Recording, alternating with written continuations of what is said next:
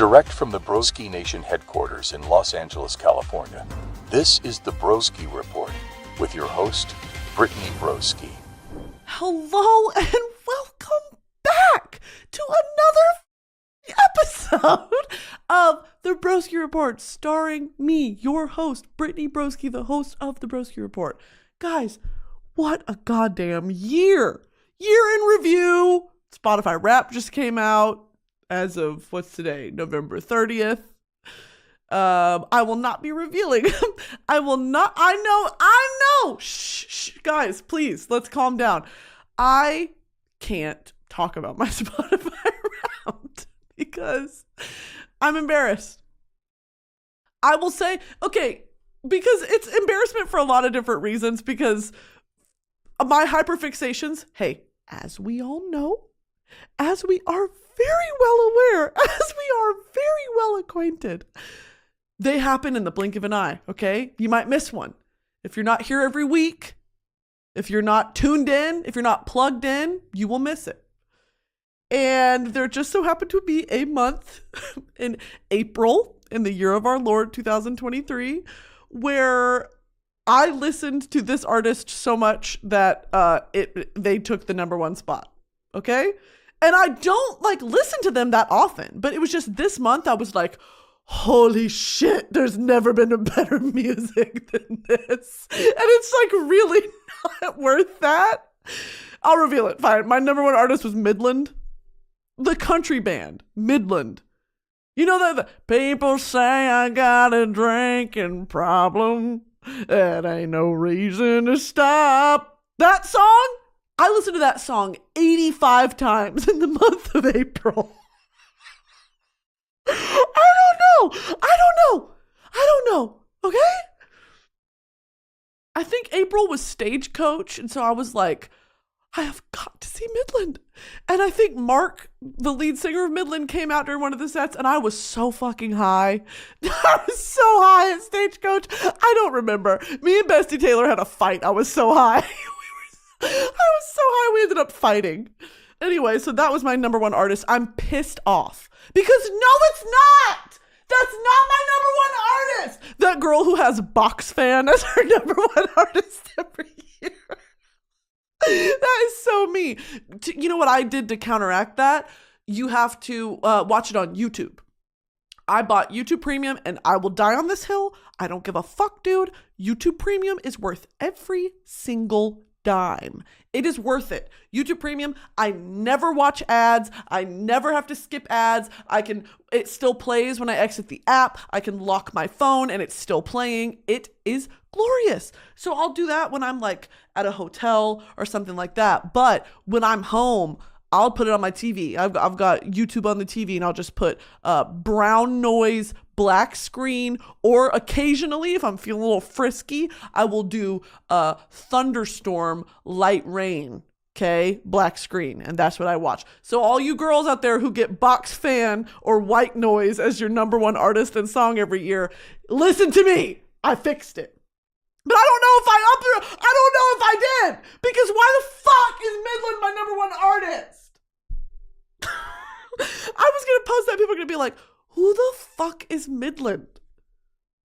People say I got just because I'm living on the rocks. That song? For some reason, my spirit needed to hear that. You know what it is I was getting into Midland, exploring other albums and stuff. And on my Google, I would go into the kitchen and I'd say, Google, because I don't want to trigger any Googles. Because every time I say that shit, everyone in my house goes off. Every single one in my house. I would say, Google play Midland. And then that was the number one song it would play. And so every time, and I'd be like, skip, but it would still play. It's clocking in those hours, whether or not I want it to. Okay. So whatever. Midland's my number one artist. I don't give a shit. I'm angry. I'm literally angry. Okay. Here's the number one thing on my mind today. I feel fucking ugly. Do you ever have days where you just feel ugly? That TikTok that was like, I feel fat when I have oily hair. I feel fat when I have oily hair. Yeah. That's science, dude. I don't know how else to put that. Like, that perfectly sums it up. Like, I have a few zits on my face, and I've just like have not been taking care of my skin. I've been like really in the throes of seasonal depression. Like, I just sit and stare. I just sit and stare at the wall. I have no motivation to do anything. It is currently 7 p.m. right now. I've been waiting around all day to do this. I've been putting this off. It's in my fucking house. This studio is in my house. And I was like, I just can't do it. Like, get a grip, dude. It's not that serious. Oh, you're sad because it's cold outside? Grow up! Oh, I don't have any motivation. It dropped below 60 degrees. Oh my fucking God. Like, are you serious? I'm just a baby. I don't know. Oh, that's the problem these days. No one wants to get up and fucking work. Kim Kardashian is so, when you think about it, Kim Kardashian is a thought leader. When you think about it, Kim Kardashian really, like, we should really look to her for everything. Anyway, yeah, I feel fucking ugly. And also my hormones are so off balance. They're so off balance. I just had this thought that on the bottom of my Ghost Funko Pop, I need to write Brit, like Andy in Toy Story. I'm going to go on all my Funko Pops and write Brittany on the bottom. This is property of Brittany. Yeah, this is actually my Ghost Funko Pop. This is actually my Mandalorian Funko Pop. That's literally me. Okay. Yeah, I feel fat and ugly, dude. And there's nothing wrong with being fat and ugly. It's just, I'm not feeling that great. Just not feeling my best. I've been breaking out everywhere. I've not been taking good care of my skin. I tried out, I got a free sample package from La Roche Pussy.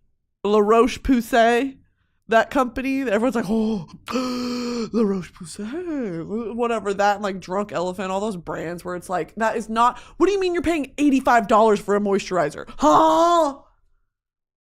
I got a package from La Roche Posay, and I was like, Roach Pussy, I would never pay for this myself. Let's give it a gander. I put on some of that nice cinnamide bullshit on my face. Oh! The Wilhelm scream. That's how I felt in the bathroom. And thank God, I was about to shave my face, with one of those little like microderm blades. Microderm blade. Dermaplane razor. That. Where you just, it's like for your peach fuzz. But when you do that, sometimes I'll nick myself or whatever, like by accident. Imagine if I would have shaved my face and then put that nice in my, on my face. I would have had to go to the fucking hospital, dude. I have such sensitive skin. Do y'all remember the video of Shane Dawson and Jeffree Star doing Kylie's skin? I know you do. I know you. What? You're going to point fingers at me like I'm the only person that ever watched that video? Fuck off. That video of Shane Dawson when he puts Kylie's skin all over his face and he turns beet red. It's like you put him under a fucking heat lamp. He turns beet red. That's how I felt. I was in the bathroom in my little robe, and I was like, I'm gonna be a skincare girl. I'm gonna try out this Roach Pussy cream. And I put it on my face. My skin like peeled back. It was just exposed muscle. It was just exposed tendons and muscle and teeth. I morphed into Shane Dawson. Hey, what's up, you guys? Yes. I was like, what the fuck? So I don't know if anyone else has had this experience with La Roche-Posay, but that shit had burned me. And then guess what? I go on the ingredient list. Fragrance. Parfum. The fuck are you putting parfum and facial stuff for? It's 2023. Get that motherfucking fragrance out of my skincare. Ooh, La Roche-Posay. Oh, my skin is peeling off. My skin is flayed off the bone. I'm spitting everywhere. I'm so mad. I was like, this is so rich. I'm feeling rich. I put it on. Acid chemical burn. Not really, but close. So I will not be using that brand again. The only brand, and this is not sponsored, this is horse's mouth to the listening ear of Broski Nation. The only skincare line that I've found that actually works for my sensitive skin, literally like you breathe on me too heavy and I'll get a rash, is Tatcha. And I use the Tatcha cleansing oil and that exfoliating rice polish or whatever it is.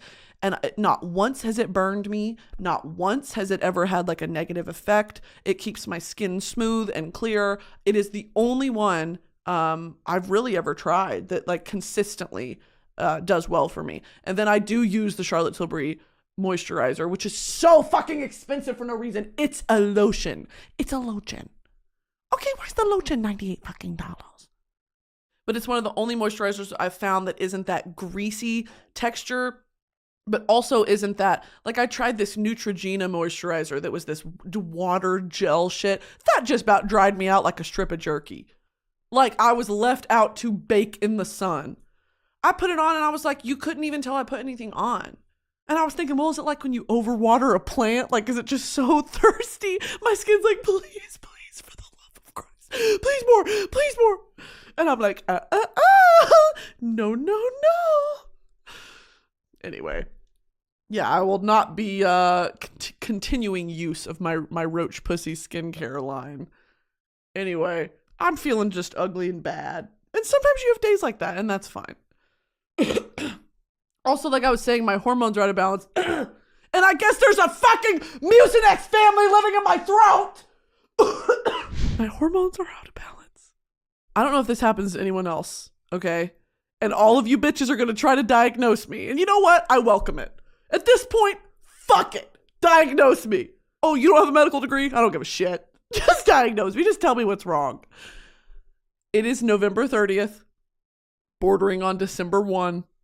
And I have not had a period since June. So what's up with that, do you think? Like, that is so not good. Okay? Am I the next Virgin Mary? Am I the next Immaculate Conception? Y'all know I'm touch-starved. I'm not getting it. There's no way I'm pregnant. I'm the next Immaculate Conception. I'm 34 weeks today. Holy shit. It's almost Christmas. That's why I've been bloated, dude. Jesus, it's a boy. It's a twin. It's Trisha Paytas. It's the queen. Okay. I haven't had a period since June. The last time this happened was during the pandemic. And I literally I worried myself sick. And I went to the gyno this is TMI. I don't give a fuck, dude. I'm so past the point of like trying to maintain boundaries. I switch back and forth on this, right? I'm like my identity online and my presence online is rooted and based in sharing my life experiences in seeking relatability and community in the things I go through. And the joy of figuring out that people relate to what I'm talking about because no one's ever lived a unique experience.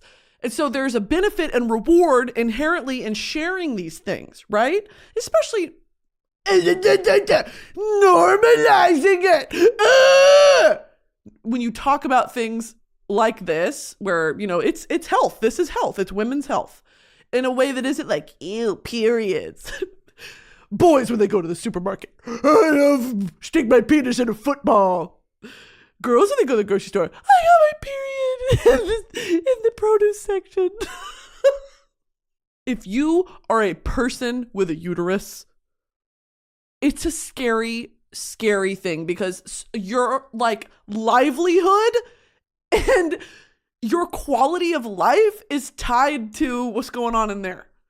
Like the hormone imbalances, the pain, like it affects everything in your body and it's just so scary. So not having a period for 6 months, that's like, my hormones are very out of whack. And the last time this happened, it was during the pandemic. And I was like, I really don't want to go to a fucking doctor's office during the pandemic. Like it was the middle of COVID, but I had worried myself sick. I was like balding. I had anxiety rashes. I was like, I'm going to die. And so I booked an appointment and I went in and she did a blood test and literally all it was low on vitamins. Bitch, I needed a Flintstones gummy. I paid so much money to go to the doctor for her to be like, just take a vitamin D gummy. Oh, right. Oh, so I'm malnourished. Fuck. Deadass, I was malnourished. She was like, you need vitamin C, vitamin D, and like a B12. And I was like, that's it? Yep. Just do a women's daily vitamin. And then for the next 2 weeks, take a supplement of vitamin D. You'll be good. Oh, that's also like, oh, I'm just not going out in the sun. Because of course not. It was the pandemic. I had to be in my cave. Anyway, I'm hoping that's a similar, I'm not hoping, but like that would be a less scary alternative to if there's something growing on my ovaries or if there's something scarily wrong. I have such bad, like, what's that called? Medical white coat anxiety. Not of seeing the doctor, but I'm just a hypochondriac and I think the worst is going to happen. I think a lot of people do. But just when it comes to like women's health, I'm like, oh, it's so scary. Because I always talk about like, oh, I don't want kids. But what if I do one day? What if they have to take out my tubes? What if they got to take my tubes out? You ever seen a dad wrap an extension cord around his arm like this? Or like a hose from outside. My dad does that. Like when and it's like to put it in a circle so you can store it on the wall. I'm just imagining they have to rip out my tubes and the doctor's going to do that and hang it on the wall. Or they're going to like put it in formaldehyde and be like, here you go. Here's your tubes. Ah, thanks. Thanks, doc. Anyway, send me good vibes and good luck on that. I have an appointment on Monday. But yeah, in other news, I am the Immaculate Concept. I am the Virgin Mary. So, okay, moving on to the songs of the week. Boy, oh boy, do I have news for you guys. Oh, there's another fucking white man! There's another fucking white man of the month. And I just, at this point, I'm past apologies. There's really nothing to apologize for. I just need to hold up a mirror to my own face and just accept that I'm no better than this. Okay? I'm no better than this. White boy of the month is Sam Fender. Who's Sam Fender, you may be asking? Great question. You guys are going to freak the fuck out. Yeah, you guessed it. He's an emaciated, pale English white man. He's so hot. I don't care. He looks like, you know what energy he has? Best friend's older brother. That's the fucking energy he has, dude. I don't care. And here is, oh my God. Oh my God.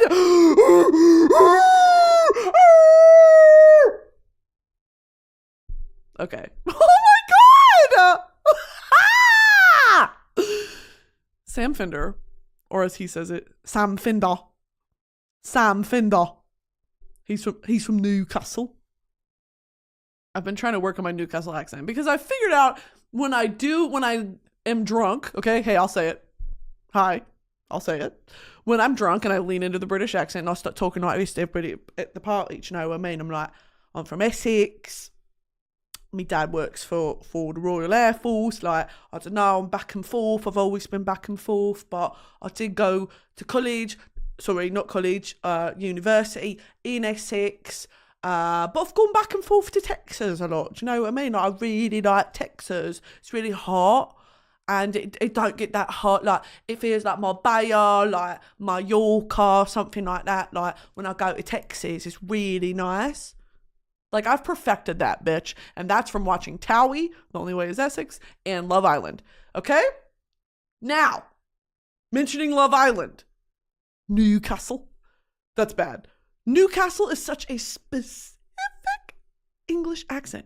And it's Geordie, and it's close to Scottish a little bit, but it's also got some Welsh in it, and it's also got some Irish in it, and it's like very, I've been trying to pinpoint where I've heard it before. And oh my God, I made a list. Hold on, I have to share my list with you. Okay, so I watched this. I'm obsessed with accents. Like, I think it's a byproduct of the language thing. Like, I'm obsessed with learning a second language and dialects within different languages and all that. I watched this video of this dude on TikTok who also has a YouTube channel, I think, called The Accent Guy. And he ran through all the different, a few of the different UK accents. And all the comments are always like, y'all live 2 feet apart from each other. Why do the accents vary so differently? Great question. Answer, history. Okay, so he went through all this like list of accents. And it was so funny because as he was doing them, I was like, okay, that sounds like this person. Okay, that's so-and-so's accent. So I was matching people with where they're from, and I didn't even know they were from there. And so he did a Derby accent, which I'm not going to attempt to do, but that's Ewan Mitchell, bitch. That's Ewan Mitchell. And then I looked it up. He's from Derby. He did a Lancashire accent, right? Youngblood. Immediately as he did it, I was like, oh, that sounds like fucking Youngblood. He did a Yorkshire, a Doncaster accent. Louis Tomlinson. Okay? It's so, like, friendly. But that's also, it could be, where's Zane from? Bradford. It could be, I don't know, there's so many like overlaps, but they're also distinctly from that region. So he started doing Yorkshire and I was like, that's Louis Tomlinson. And then H the rapper, Manchester. Okay. So all of these, I was like, I know who talks like that. And from Newcastle, it's different from Youngblood. And 2 of the words that I'm like, what the fuck? Why is that part of the dialect? Is when he talks, he'll be like if he's saying, like into it, like I got into it. Like they cut the T out totally. I got into it. Or introspective is quite introspective. I was writing poetry. It's so weird. I hate it, but I don't. I don't hate it at all. Do I? I don't hate it at all, really. I'm in love with him, dude. It's actually... Okay, so here, let me just... Okay. Who gives a fuck? Raise your hand if you give a fuck. Today's episode is sponsored by Tinder. It's that time of year again, broski nation. Time to cozy up and steal each other's hoodies and other belongings. That's right, cuffing season is full effect, team, making Tinder the place to be right now for unforgettable memories and winter vibes. There's a new wave of people coming back to the app ready to find love, fun, or just a new friend. Whether you're looking for someone to share those cold winter nights to snuggle up and watch your favorite movie, or have a new adventure, you have so many opportunities to help find whatever it is you're looking for on Tinder. It's never been easier for daters to be their true selves. Other apps are hard. Tinder is easy. With Tinder, you're in control. If you're worried about your matches never meeting up in real life, don't be, because 1.5 million Tinder users go on an in real life date every week. This cuffing season is next level. Don't wait around. Go grab your phone and download Tinder now to explore all the possibilities for yourself. Tinder, it starts with a swipe. Download Tinder today. Sam Fender is very, very, very Maddie Healy coded. Hear me out! Okay? What I'm about to say, just hear me out, grain of salt. The good parts of Maddie Healy, some of you guys would argue, hey, there are none. Okay, whatever. I'm not actually going to give my opinion. The good parts of Maddie Healy, the activism, the cultural awareness, the woke liberal, I say that in heavy quotations, perspective that he brings to his art, to write a song like Love It If We Made It, to write a song like Looking for Somebody to Love, which is a song about school shootings, by the way, which I could do a whole breakdown. I'll just do a breakdown really quick on Love It If We Made It. For those that, like, if you're one of those people that's like, I don't give a fuck about Maddie Healy, he's problematic, whatever. Yeah, okay, get it. I totally get it. And I'm not going to stand up here and try to defend a white man. Like, I'm just really not going to put myself in that position. And I honestly, like, he's made mistakes. Okay, so Love It If We Made It is a sort of protest song. And the way that they went about writing it was they were pulling headlines from the news in 2016, which was the year Trump got elected.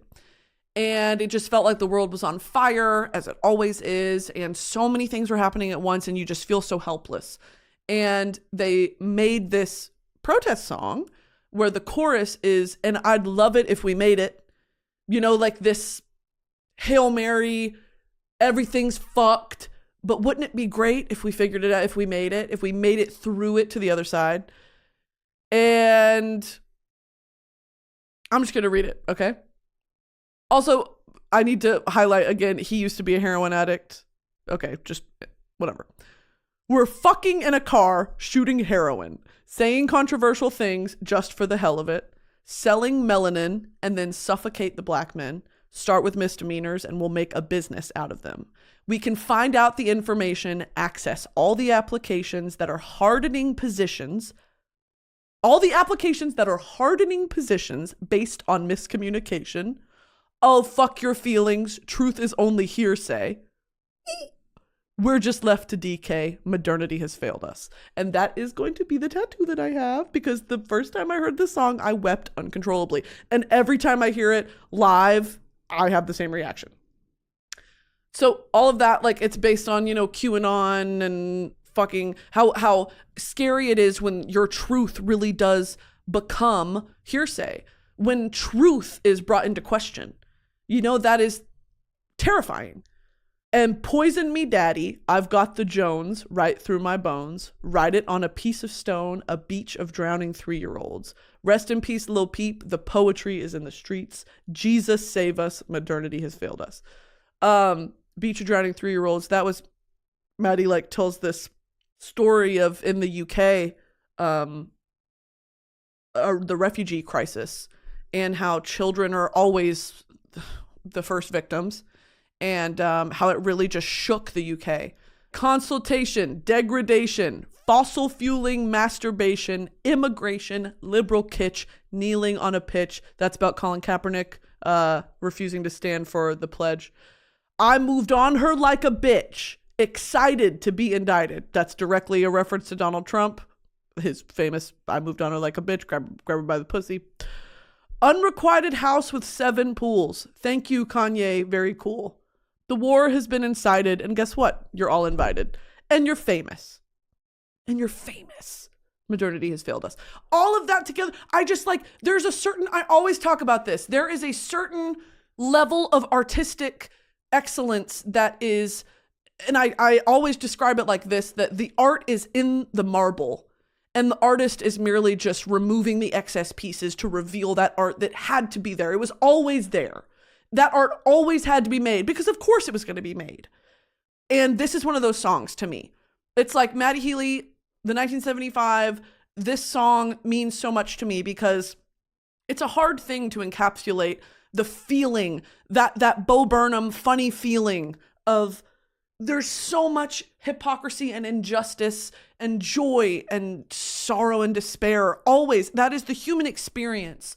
But we are witnessing it on a scale that has never been so visible to us before. And songs like this, where it feels like a sucker punch, just every verse is like, oh yeah, and that happened. Oh, and did you forget about this? Did you forget about this? And why was Trump praising Kanye West? And why is this and that? It's just like, what the fuck?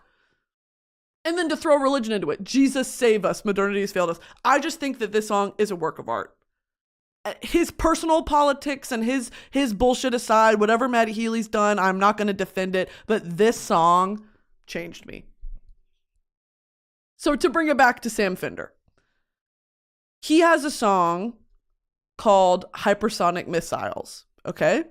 This song is very, very, when I say Maddie Healy coded, that's what I'm referring to. It's very Brave New World, Big Brother, 1984, like this class consciousness, helplessness, but also being acutely aware of, what role you might play. Because we all have played a role in colonization and in the patriarchy. And we have to unlearn those things. And Drew Afualo has been really monumental in my sort of understanding of this, of how you can think you're doing the best you can, but there are some things that are just so inherent in our culture that uphold colonization and uphold the patriarchy and uphold misogyny And you have to make a concerted effort to unlearn those behaviors. And it's a hard and messy process. And of course, I'm only speaking on it through the lens of a white woman. Like it's so vastly different for so many people who live in America that no one is free from the grasp of the patriarchal colonization of our minds. Anyway, this kind of is that, it's this feeling that I feel like I'm failing to articulate, but you recognize all the things wrong with the world, and there is a sort of obeisance to these cruel elitists where we feel that sometimes our fate is in their hands because we feel so powerless. And I feel like something's happening in the US right now where the cost of living is out the fucking roof. And to be alive is just to suffer, and I think the wealth gap has never been more clear in this country. And people are literally, it's approaching like revolution will not be televised sort of energy. People are fed up. And so that level of almost teetering towards that, but still just being, feeling like you're powerless. And that's why people don't vote.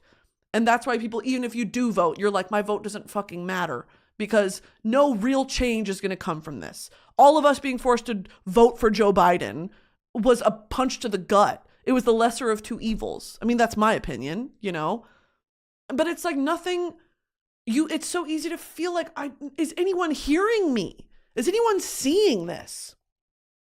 And with this song, I think it encapsulates that of I'm seeing it, I'm watching it, but what the fuck can I do? What can I do? I'm one person. So anyway, here are the lyrics. I eat myself to death, feed the corporate machine. I watch the movies, recite every line and scene. God bless America and all of its allies. I'm not the first to live with wool over my eyes. Period. I'm so blissfully unaware of everything. Kids in Gaza are bombed and I'm just out of it. And this also came out in 2019, by the way. The tensions of the world are rising higher. We're probably due another war with all this ire. I'm not smart enough to change a thing. I have no answers, only questions. Don't you ask a thing. That's exactly what I'm fucking talking about, dude. He fucking gets it. He gets it. Sam Fender, hey, do you want to come on the podcast and can we just talk for a second? I have so much I want to talk to him about. It takes such a level of awareness, and to incorporate that awareness into your art, I just have I want to talk to him. I just love him. There are so many of his songs. Like, it really influences his lyricism and it bleeds into singing music with something to say. Singing music with a message, which of course I love. Y'all know I love that. All the silver-tongued suits and cartoons that rule my world are saying it's a high time for hypersonic missiles. When the bombs drop, darling, can you say that you've lived your life? Oh, this is a high time for hypersonic missiles. I have chills across my entire body. Across my entire body. Cities lie like tumors all across the world. A cancer eating mankind hidden in our blind side. They say I'm a nihilist because I can't see any decent rhyme or reason for the life of you and me, but I believe in what I'm feeling and I'm firing for you. This world is going to end, but till then, I'll give you everything I have. I'll give you everything I have. Like, I have chills all over my body. He is one of those artists. He's one of those artists that fucking gets it. All the silver-tongued suits and cartoons that rule my world. It's such a strange feeling. And like, I hope that someone can like validate that feeling. Like, if you know it, of I'm smart enough to understand what's happening, and I'm smart enough to see that history is repeating itself. All the bullshit that we're living through has happened time and time again. Now it's just tainted and poisoned by the idea of technology being a variable in it, of technology and cybersecurity and AI, all of these things now being influential elements and influential factors in these age-old conflicts, human conflicts. I'm seeing all of it happen, and I'm just like, I'm so removed. Because you have to be.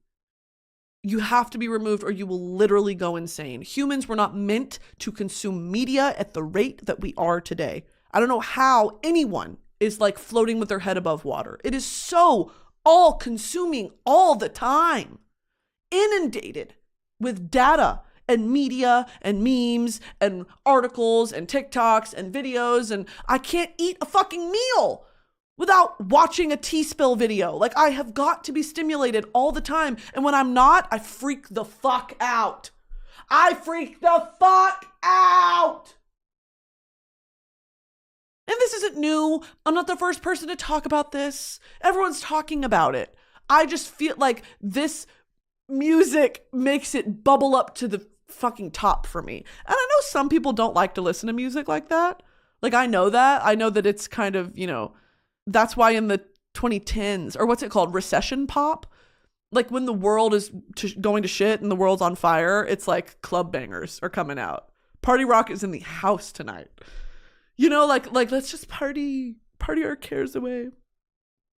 And so I like this type of music. Fuck me. And then his album that came out in 2021 was about the pandemic. And that's a whole, I could talk about it for hours. Of how that it just on top of the technology aspect in global conflict, the pandemic, we've never recovered from it. If you think we've recovered from the COVID-19 pandemic, you are mistaken. We don't know how to treat each other. We don't know how to go out in public. Like, there are things that will never be the same, obviously, but it's like a loss for humankind.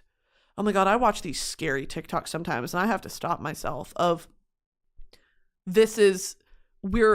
technology is advancing faster than humans can keep up with, and we are on the brink of this fear of being thrust back into the dark ages because we can't keep up, and we're going to let it divide us to a point that's not fixable.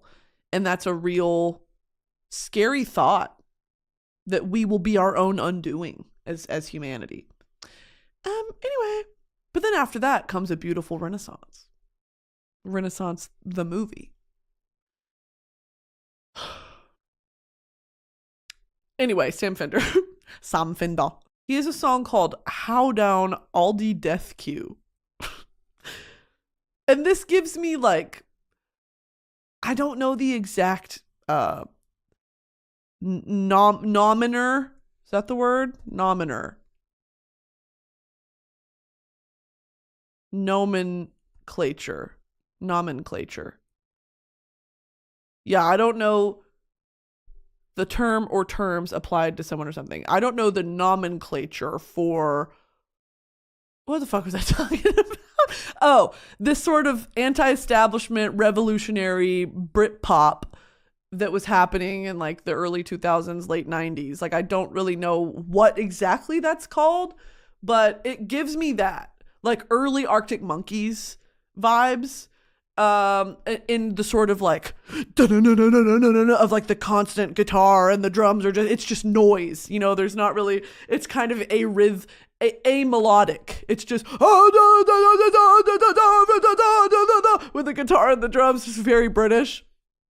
This song starts off with "Get off the metro now! Rule Britannia, marmalade and jam." Anyway, this is about COVID.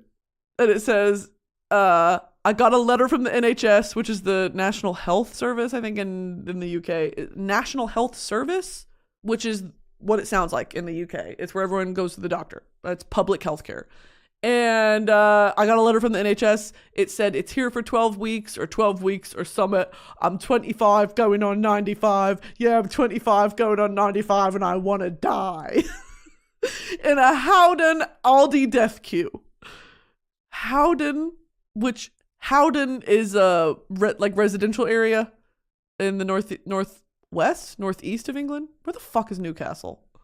This is like really showing my American ignorance. Newcastle map. Sunderland. No, where the fuck is it? Yeah, Northeast. Aldi, like the grocery store. And then Q is the British term for line. And I literally remember at the beginning of the pandemic, I had never used Instacart before. I had never had like a grocery delivery service, anything like that.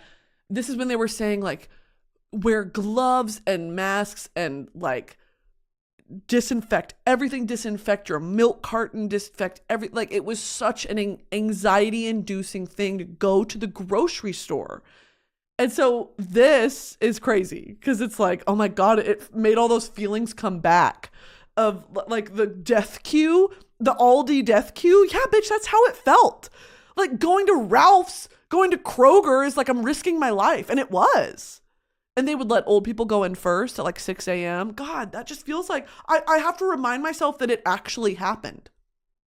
And we were in Los Angeles. I mean, it was like the worst of the world. We were still wearing masks into early 2022, which is just wild. Like Los Angeles never really, it feels like the rest of the world opened up. Even New York would like open and close and open and close. The South was totally open like 3 months into the pandemic, part of the problem. But then Los Angeles was so strict for so long, but there was no like adherence to it. You know, like it would be, oh, we're getting rid of the masks. The masks are coming back. So it's like, that's not fixing it. Whatever. I could rant about it. And at the end of this song, he says, whoa, whoa, whoa, whoa, whoa, whoa, whoa, keep your distance. Whoa, whoa, whoa, whoa, whoa, that's less than 2 fucking meters. Because you had to stand 2 meters away from each other.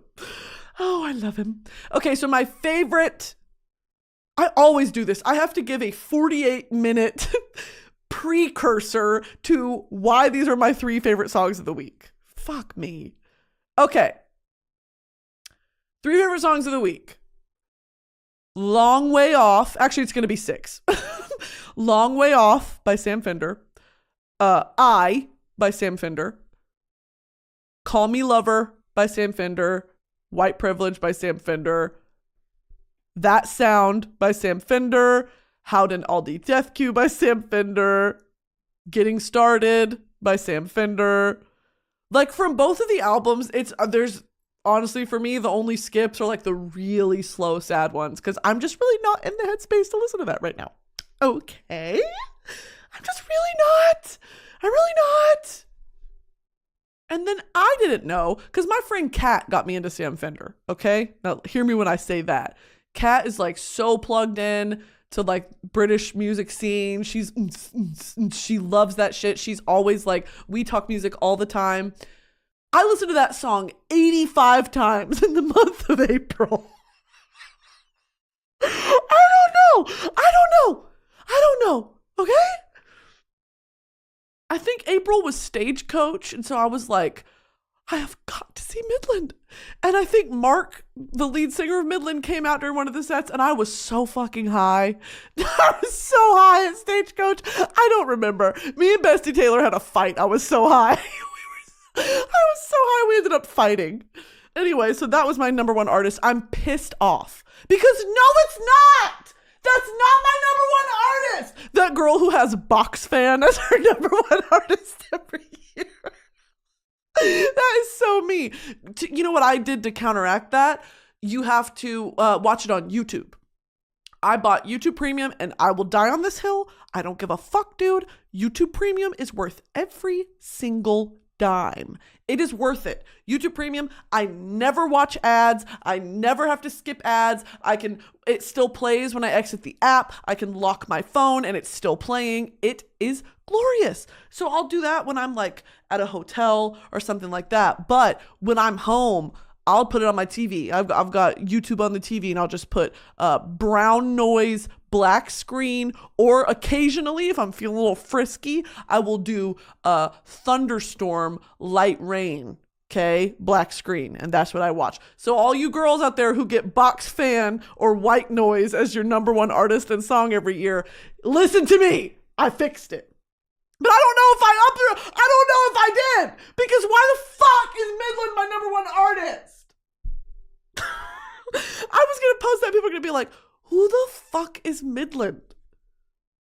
People say I got just 'cause I'm living on the rocks. That song, for some reason, my spirit needed to hear that. You know what it is I was getting into Midland, exploring other albums and stuff. And on my Google, I would go into the kitchen and I'd say, Google, because I don't want to trigger any Googles because every time I say that shit, everyone in my house goes off. Every single one in my house. I would say, Google play Midland. And then that was the number one song it would play. And so every time, and I'd be like, skip, but it would still play. It's clocking in those hours, whether or not I want it to. Okay. So whatever. Midland's my number one artist. I don't give a shit. I'm angry. I'm literally angry. Okay. Here's the number one thing on my mind today. I feel fucking ugly. Do you ever have days where you just feel ugly? That TikTok that was like, I feel fat when I have oily hair. I feel fat when I have oily hair. Yeah. That's science, dude. I don't know how else to put that. That perfectly sums it up. I have a few zits on my face and I just have not been taking care of my skin. I've been really in the throes of seasonal depression. I just sit and stare. I just sit and stare at the wall. I have no motivation to do anything. It is currently 7 p.m. right now. I've been waiting around all day to do this. I've been putting this off. It's in my fucking house. This studio is in my house. And I was like, I just can't do it. Get a grip, dude. It's not that serious. Oh, you're sad because it's cold outside? Grow up! Oh, I don't have any motivation. It dropped below 60 degrees. Oh my fucking God. Are you serious? I'm just a baby. I don't know. Oh, that's the problem these days. No one wants to get up and fucking work. Kim Kardashian is when you think about it, Kim Kardashian is the thought leader. When you think about it, Kim Kardashian really we should really look to her for everything. Anyway, yeah, I feel fucking ugly. And also my hormones are so off balance. They're so off balance. I just had this thought that on the bottom of my Ghost Funko Pop, I need to write Brit, like Andy in Toy Story. I'm going to go on all my Funko Pops and write Brittany on the bottom. This is property of Brittany. Yeah, this is actually my Ghost Funko Pop. This is actually my Mandalorian Funko Pop. That's literally me. Okay. Yeah, I feel fat and ugly, dude. And there's nothing wrong with being fat and ugly. It's just, I'm not feeling that great. Just not feeling my best. I've been breaking out everywhere. I've not been taking good care of my skin. I tried out, I got a free sample